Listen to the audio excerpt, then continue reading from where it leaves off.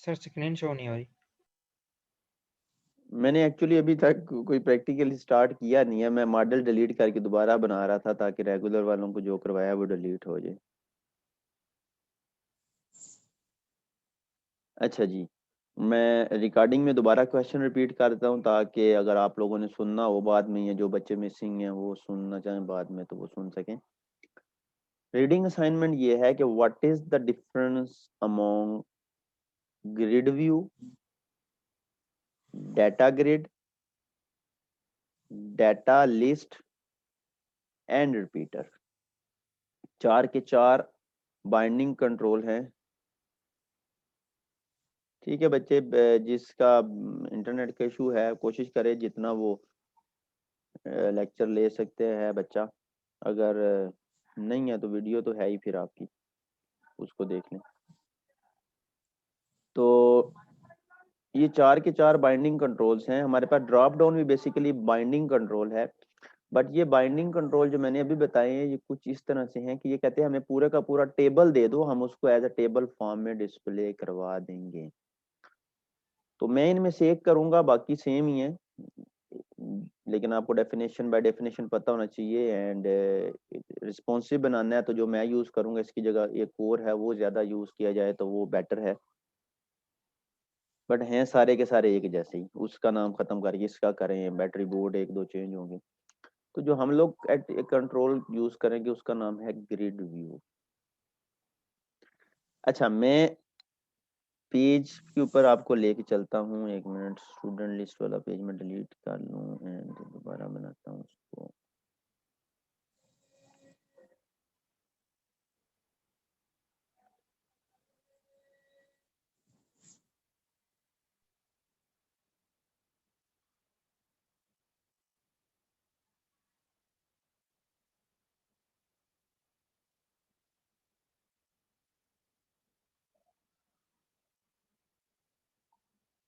Model मैंने recreate किया तो सेव हो रहा है।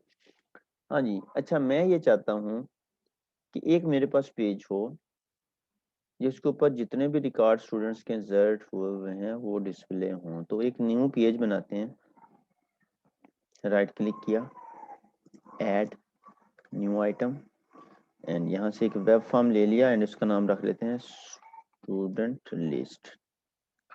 एंड विद मास्टर पेज ही बना रहा हूँ, कल भी मास्टर पेज के साथ बनाया था, my master and okay, master page बन गया।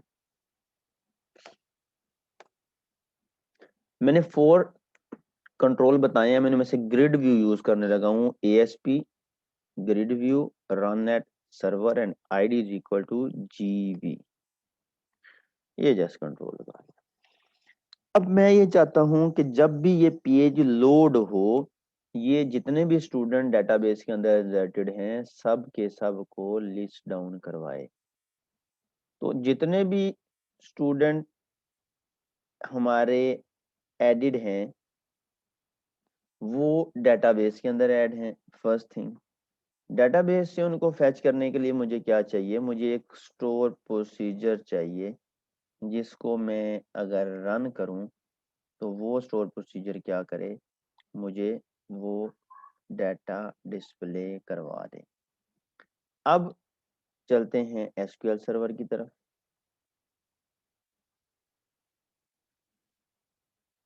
ये हमारे पास है टेबल स्टूडेंट। मैं एक स्टोर प्रोसीजर बना लेता हूँ, राइट क्लिक किया स्टोर प्रोसीजर के ऊपर, new store procedure.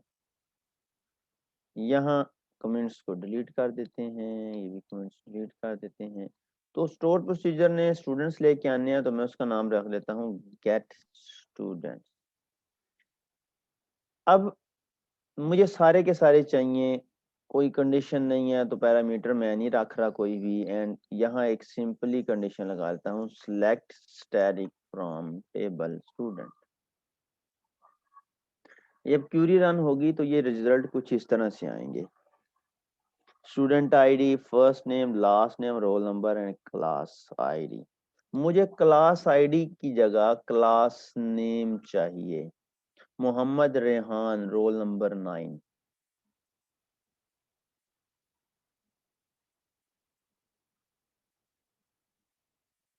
Mohammad Rehan, roll number 9।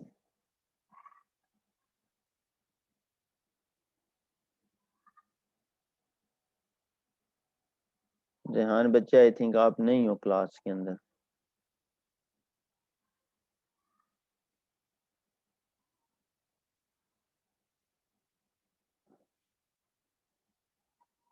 Hanan roll number and name लिख लेना इसका, क्लास के बाद मुझे सेंड कर देना। Okay sir. Ali Asgar roll number 57। जी सर। बच्चे मैंने इसी क्यूरी में क्लास नेम भी लेके आना है, क्या करना पड़ेगा मुझे? सर किस क्यूरी में? ये select static from table student लिखा है ना, इसको कैसे मॉडिफाई करूं कि इस क्यूरी में क्लास नेम भी आ जाए?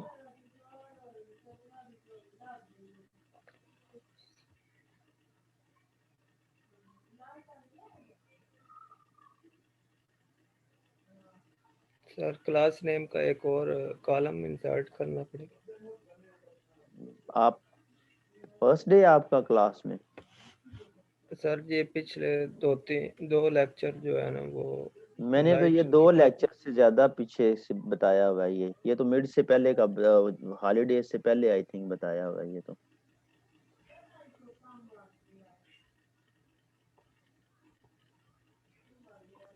हाँ जी, Mariyam roll number 50। Yes sir. बच्चे क्या करना पड़ेगा अगर मुझे क्लास नेम भी चाहिए? सर क्लास नेम हमारे पास टेबल क्लास में पड़ा हुआ है, तो उसको बीच में ऐड करेंगे। मतलब क्या लगाना पड़ेगा? सर इधर मतलब select strike from table student लिखा हुआ है, इसके साथ एंड करके टेबल क्लास। नहीं, हाँ जी, किसी को खुद से आता है तो हैंड रेज कर सकता है, अगर कोई खुद से बताना चाहे तो। सर ये ज्वाइंस तो नहीं लगाना पड़ेगा यहाँ पे? सर राइट ज्वाइन लगेगा। ज्वाइन लगाना पड़ेगा, बट राइट क्यों लगेगा? शायद राइट लगता हो, बट राइट सर लेफ्ट लगेगा सर। क्यों लेफ्ट लगेगा? सर मतलब स्टूडेंट के टेबल की हमें सारी चीजें चाहिए और क्लास की टेबल की हमें जो कॉमन चीज है वो। एग्जैक्टली लेफ्ट ज्वाइन लगेगा। अगर मैं यहाँ लगाता हूँ इनर ज्वाइन, तो नल वाला नहीं आएगा जिसकी क्लास आईडी नल है। अगर मैं राइट लगाता हूँ तो वो क्लासेस सारी लेके आएगा, स्टूडेंट तो मिस कर देगा जो नल में है। लेफ्ट लगाएंगे तो स्टूडेंट सारे लेके आएगा, एंड राइट में से जो क्लास नहीं है उसका कॉलम एम्प्टी छोड़ देगा। S left outer join table class C on C dot class ID equal to S dot class ID. ठीक हो गया। अब ये देखें, इसको अगर जब रन होगा ना तो ये कुछ इस तरह से करेगा। क्लास आईडी 2 दफा लेके आएगा, मुझे एक दफा चाहिए तो मैं एस डॉट स्टैटिक कर देता हूँ and C dot just class name कर देता हूँ कि सी वाले में से जस्ट क्लास का नेम लेके आए, क्लास आईडी ना लेके आए। तो ये कुछ इस तरह से होगा। अब इसको एग्जीक्यूट करते हैं तो कमांड एग्जीक्यूटेड सक्सेसफुली आ जाएगा। ठीक है। अच्छा, साथ ही एक और स्टोर प्रोसीजर बना लेते हैं डिलीट स्टूडेंट का भी, बाद में चाहिए फिर आना पड़ेगा, फिर जाना पड़ेगा। तो डिलीट स्टूडेंट का भी इसको बंद कर दिया। अगर किसी स्पेसिफिक स्टूडेंट को डिलीट करना है तो क्यूरी क्या होनी चाहिए? वैसे डिलीट की क्यूरी क्या होती है, कोई बताना चाहे तो?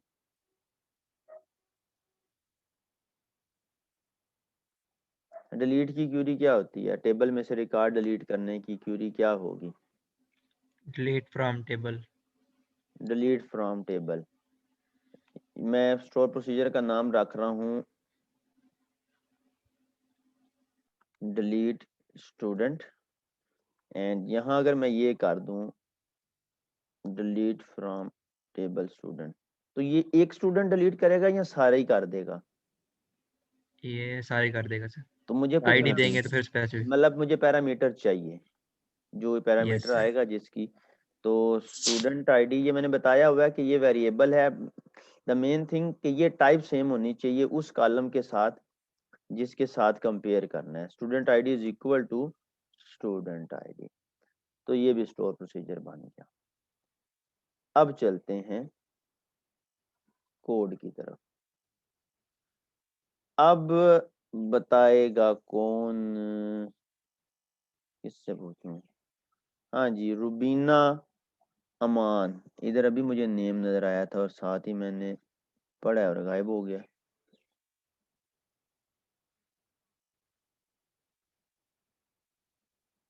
हाँ जी, Basit Latif, roll number 10। Yes sir. बच्चे वो मॉडल में लेके आने हैं, तो मुझे क्या करना पड़ेगा? दोनों स्टोर प्रोसीजर्स। सर वो उसको सर करेंगे यूजिंग डेटाबेस का जो नेम था सर कनेक्शन वाला वो। बच्चे डेटाबेस अभी तो कोड में है ही नहीं, लेके कैसे आएंगे? सर वो बनाएंगे अपना वेरिएबल, उसके साथ डीबी, मतलब वो मॉडल कॉल करेंगे डीबी डॉट बच्चे अभी अभी तो वो कोड में आए ही नहीं है। सर स्टोर प्रोसीजर को कॉल करना है, किसको कॉल करना है सर? स्टोर प्रोसीजर को कॉल करना है, अभी तो वो कोड में है ही नहीं।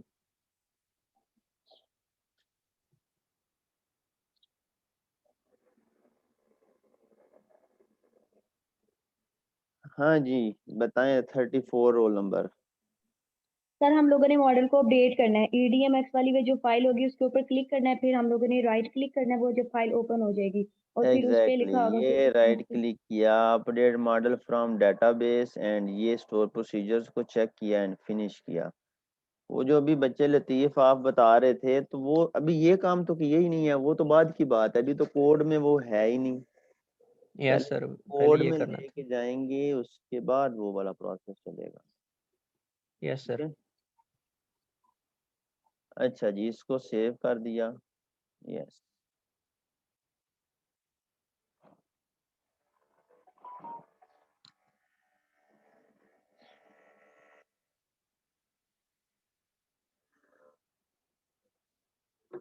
अच्छा जी।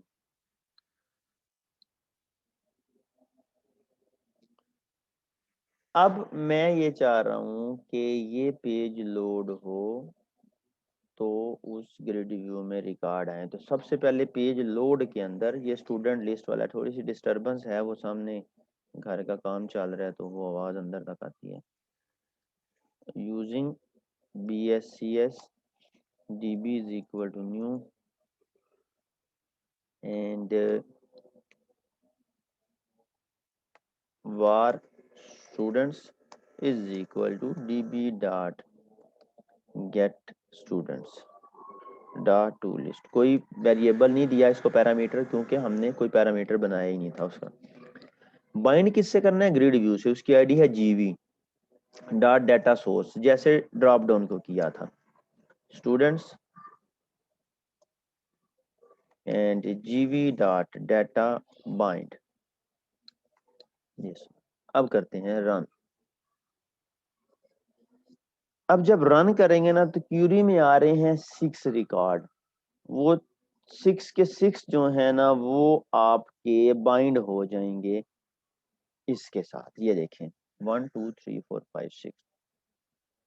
मैं अपनी मर्जी से डिस्प्ले करवाना चाहता हूँ। मैं कहता हूँ कि स्टूडेंट आईडी भी डिस्प्ले ना हो, एनरोल ये क्लास आईडी भी डिस्प्ले ना हो। यूजर ने इसका क्या करना सर है? अब ब्राउजर पे है ही नहीं स्क्रीन। ये देखें 6 के 6 आ रहे हैं। मैं ये चाहता हूँ स्टूडेंट आईडी आए सही क्यूरी में, बट डिस्प्ले ना हो, क्लास आईडी डिस्प्ले ना हो। ये यूजर ने क्या करना है इसको? तो उसके लिए हमें कस्टम टेबल डिफाइन करने पड़ेंगे। वो कैसे? यहाँ जाएंगे, ग्रिड व्यू के अंदर कस्टम टेबल डिफाइन करेंगे। उसके लिए कॉलम्स का टैग लगता है। कॉलम को डिफाइन करने के 2 वेज हैं, दोनों वेज यूज कर लेते हैं। द फर्स्ट वन इज के बाउंड फील्ड, एंड ये कहता है कि डाटा फील्ड का नेम दे दो। डाटा फील्ड में उस कॉलम का नेम लिखना है जो सिलेक्ट की क्यूरी से आ रहा हो। तो मैंने इधर फर्स्ट नेम शो करना है, और मैं कहता हूँ हेडर नेम जो है ना, वो हेडर टेक्स्ट जो है वो फर्स्ट नेम ना हो, बट नेम में स्पेस आनी चाहिए, फर्स्ट स्पेस नेम। तो मैं खुद दे लेता हूँ फर्स्ट स्पेस नेम। इसको कॉपी किया, इसको पेस्ट किया। दूसरा कॉलम लास्ट नेम, यहाँ भी लास्ट नेम। तीसरा कॉलम है रोल नंबर का। मैं रोल नंबर किसी और वे में डिफाइन करता हूँ जी। सेकंड वे ये है कि ये लास्ट में ना टेम्पलेट फील्ड होता है, इसके अंदर फिर लगाना होता है लास्ट वाला आइटम टेम्पलेट। आइटम टेम्पलेट कहता है अब मेरे अंदर आप आके डिव भी लगा सकते हो, लेबल भी लगा सकते हो, anything you want you can do. तो मैं यहाँ लेबल लगा लेता हूँ, label run at server and ID is equal to LBL। एक मिनट, अस्सलाम वालेकुम। वालेकुम सलाम।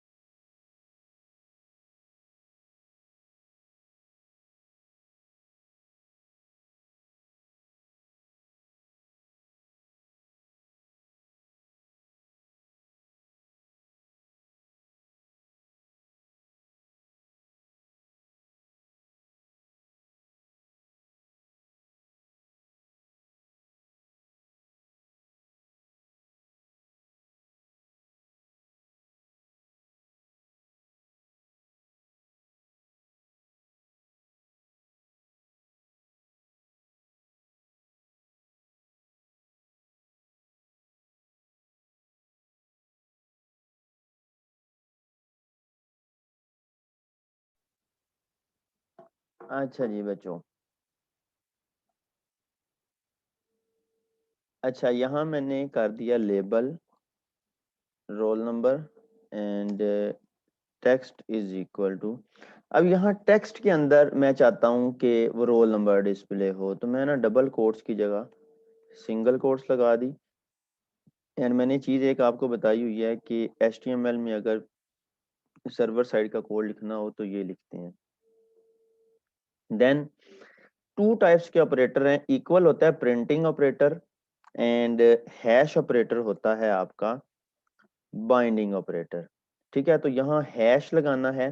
देन दो फंक्शन है, एक है बाइंड एंड एक है इवेल। ये भी आपकी रीडिंग असाइनमेंट है कि what is the difference between bind and eval. दोनों में से मैं कोई भी यूज कर सकता हूँ।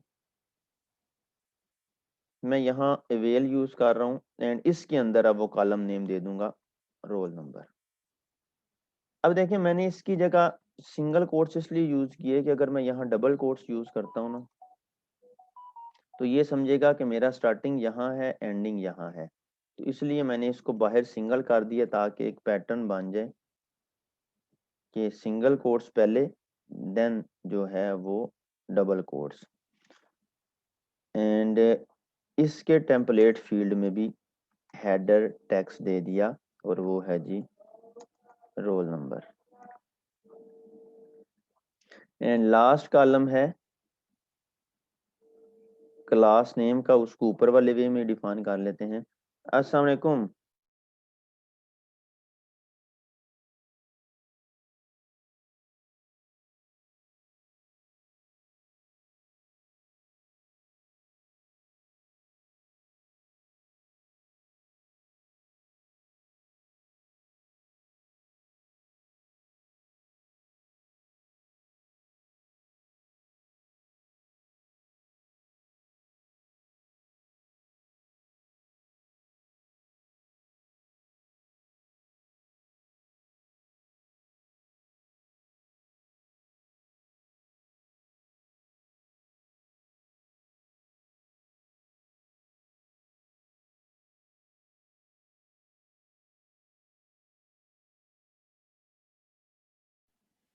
हाँ जी, तो यहाँ मैंने क्लास नेम कर दिया एंड यहाँ भी क्लास नेम कर दिया। अब चलते हैं जी कोड में और ब्राउजर में। अब देखो 6 ये हैं, 2 4 6 एंड 4 मैंने ऐड किया तो टोटल 10 बन गए, तो ये 10 को डिस्प्ले करवाएगा। इनमें ये फर्स्ट 4 जो है ना 1 2 3 4 ये वो हैं जो मैंने ऐड किए हैं, क्योंकि इनमें स्पेस है नेम्स में, इनमें नहीं है। तो मैं चाहता हूं कि जो मैंने डिस्प्ले किए वो डिस्प्ले हों, ये डिस्प्ले ना हो। तो उसके लिए क्या करना पड़ेगा, ग्रिड व्यू के अंदर ना ऑटो जनरेट कॉलम का एक एट्रीब्यूट होता है, वो बाय डिफॉल्ट होता है ट्रू। मैं उसको करता हूँ फॉल्स, कि खुद से कोई कॉलम जनरेट नहीं करना, जो मैंने दिए हैं वही ऐड करने हैं। तो ये क्या हुआ, वो 4 हो गया। अब इनको थोड़ा सा मतलब लुक वाइज बेटर कर लेते हैं। तो बूटस्ट्रैप की क्लास अप्लाई कर देते हैं इसको टेबल की, एंड टेबल बॉर्डर की भी। वापस चलते हैं, इसको करते हैं रिफ्रेश, तो ये अब पहले से बेटर वे के अंदर आ गया। ठीक है, ये आगे। अब मैं ये चाह रहा हूं कि वापस चलते हैं उधर, कौन सी चीज बचे दोबारा बता दूं। सर वो जो ऑटो जनरेट हुई थी कॉलम। अच्छा, ऑटो जनरेट कॉलम का बाय डिफॉल्ट होता है ट्रू। वो उसका मतलब है कि कलेक्शन में इसमें जितने कॉलम है ना सारे के सारे वो डिस्प्ले करवाए। अगर मैं उसको फॉल्स कर दूंगा तो खुद से कोई कॉलम नहीं डिस्प्ले करवाएगा, बट वो करवाएगा जो मैंने इधर डिफाइन किया होगा। ठीक है, अच्छा जी। अब मैं ये चाह रहा हूं कि यहाँ ना ब्राउजर में हर रो के एंड के ऊपर एडिट डिलीट आए, ताकि मैं जिसको एडिट करना चाहूँ एडिट कर सकूं, जिसको डिलीट करना चाहूँ मैं डिलीट कर सकूं। तो इधर आते हैं वापस। एक्चुअली चैट बॉक्स कोई मसला कर रहा है, मैं क्लिक करता हूँ ओपन नहीं होता। तो जिसका भी कोई क्वेश्चन हो ना वो माइक से पूछ लिया करे। अच्छा जी, अब क्या क्वेश्चन क्या है जी, हमने अब करना है कि हर रो के एंड के ऊपर एडिट एंड डिलीट जो है वो अपीयर हो। तो उसके लिए क्या करेंगे, हम लोग एक न्यू कॉलम बना लेंगे और उस न्यू कॉलम में क्या करेंगे कि हम लोग हार्ड कोडेड कर देंगे लिंक बटन लगाकर एडिट एंड डिलीट। तो मैं क्या कर रहा हूँ, सिंपली इस कॉलम को किया कॉपी, एंड पे रख दिया। अब रोल नंबर की जगह, चलें एंटर प्रेस करता हूँ ताकि सेपरेट रहे। रोल नंबर की जगह लिख दिया एक्शन हेडर, एंड ये लेबल भी हटा दिया। इसकी जगह मैं लगा रहा हूँ ASP link button, run at server and ID is equal to CMD edit, और इसका टेक्स्ट रख रहा हूँ एडिट। एंड यहाँ लाइन लगा दी, यहाँ cmd डिलीट एंड इसका टेक्स्ट रख दिया डिलीट। अब देखिए मैंने टेक्स्ट हार्ड कोडेड किया तो हर रो के एंड के ऊपर यही टेक्स्ट नजर आएगा, action edit delete edit delete edit delete.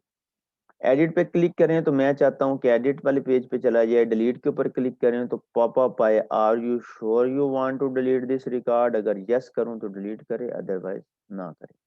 तो वापस आते हैं, आज डिलीट क्या करना है, तो वो पॉपअप डिस्प्ले कैसे करवाते हैं, ऑन क्लाइंट क्लिक के ऊपर ना जावास्क्रिप्ट का एक बिल्ट इन फंक्शन होता है कंफर्म का, कंफर्म केस सेंसिटिव